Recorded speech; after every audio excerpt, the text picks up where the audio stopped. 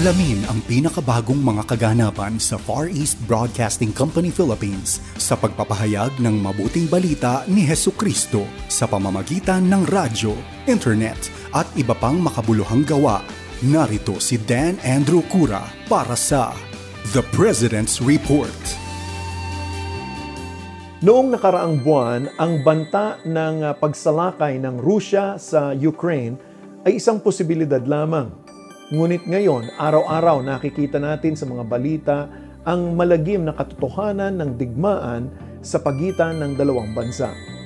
Maaring milya-milya ang layo natin sa war zone, ngunit ang ating puso ay umaabot sa milyong-milyong mga Ukrainian refugees, lalo na sa mga kamanggagawa natin sa FEBC Ukraine.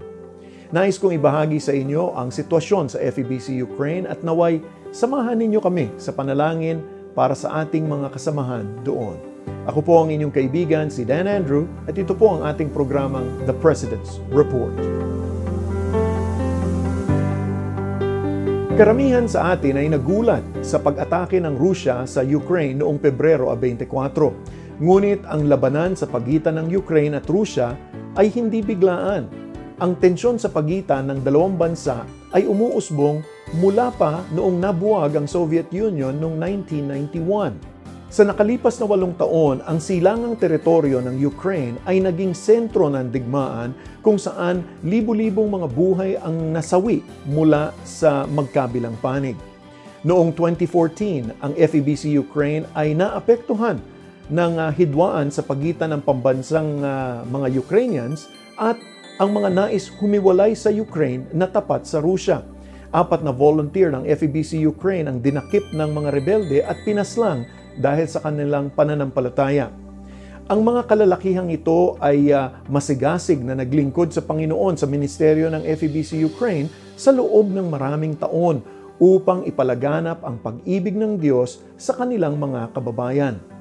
Sa parehong taon, ang stasyon na nagsasahimpapawid sa lungsod ng Slavyansk at Kramatorsk ay nawasak ng missile fire.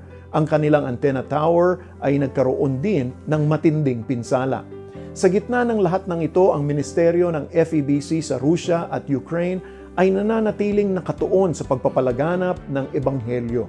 Sa biyaya ng Diyos, ang FEBC Ukraine ay lumago at naging isang network ng 7 FM stations na umaabot sa Russia, Moldova, Belarus, Kyrgyzstan, Kazakhstan at iba pang mga kalapit na bansa sa Eurasia. Ngayon, balik tayo sa kasalukuyang panahon. Sa pagpasok ng mga hukbo ng Rusya mula sa silangang bahagi ng Ukraine upang subukang masakop ang lungsod ng Kiev, ang mga mamamayan ay nagtago sa mga basement at tumakas patungong kanlurang bahagi ng Ukraine. Ilang FEBC Ukraine broadcasters ang nagbahagi ng kanilang sitwasyon sa pamamagitan ng mga maiikling video na na-record gamit ang kanilang mga cellphone cameras.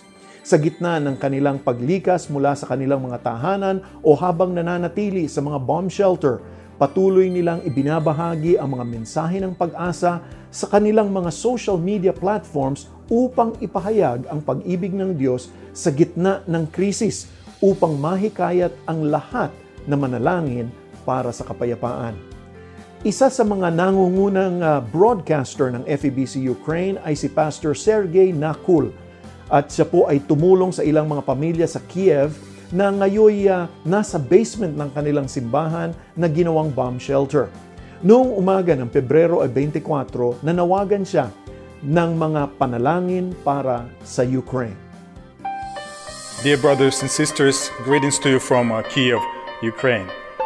This morning I woke up because I heard explosions.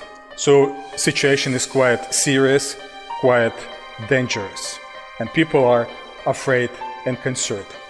People in churches are afraid and concerned.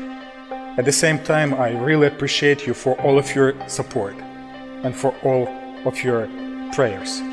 Please keep calm and continue boldly and wisely pray to our Lord. Please pray for our people. Please pray for our families and churches. Please pray for all of our pastors, all of our missionaries, all of our radio hosts who share good news of gospel of Jesus Christ. Because in these dangerous times, this is what our people really need. And this is our priority. So we really need your prayers, your support, in order to be with our people and to show them hope that they could find only in our Lord Jesus Christ. Because He is the only one who could give real peace. Sa 7 stasyon sa Ukraine, ang isa ay nawasak, ngunit patuloy pa rin ang kanilang pagsasahimpapawid mula sa natitirang 6 na stasyon. Sa awa ng Diyos, ligtas ang lahat ng staff ng FEBC Ukraine at ang kanilang mga pamilya. Habang ipinapanalangin natin ang kapayapaan sa Ukraine at Russia, ipanalangin rin natin ang mga ministeryo ng FEBC doon. Naway patuloy na bigyan ng ating Panginoon ang ating mga staff, broadcaster at counselors na pagkakataon na makipag-ugnayan sa kanilang mga tagapakinig. Sila'y nagsisilbing tinig ng pag-asa para sa marami, kaya talagang kailangan nila ng karunungan at kalakasan upang ipagpatuloy na ipalaganap ang Ebanghelyo. Marami pang mga tao ang umaasa sa pagsasahimpapawid ng FEBC bilang tanging pinagmumulan ng kanilang kaalaman patungkol kay Hesukristo. At kahit sa panahong ito, nananatiling pinakamabilis at pinakamaasahang paraan ang komunikasyon ng radyo. Naway lubos na maunawaan ng ating mga tagapakinig, lalo na yaong mga nasa lugar na mahirap abutin at mga lugar na apektado ng digmaan, ang hindi natitinag na pag-ibig at habag ng Diyos sa sangkatauhan. Dalangin namin na sa madilim na pagkakataong ito ay marami ang magtiwala kay Hesukristo bilang kanilang Panginoon at tagapagligtas. Kapag mayroon po tayong malaking pangangailangan at kakaunti ang pagkukunan, inaanyayahan po tayo ni Jesus na manalangin sa ating Ama upang humingi ng tulong.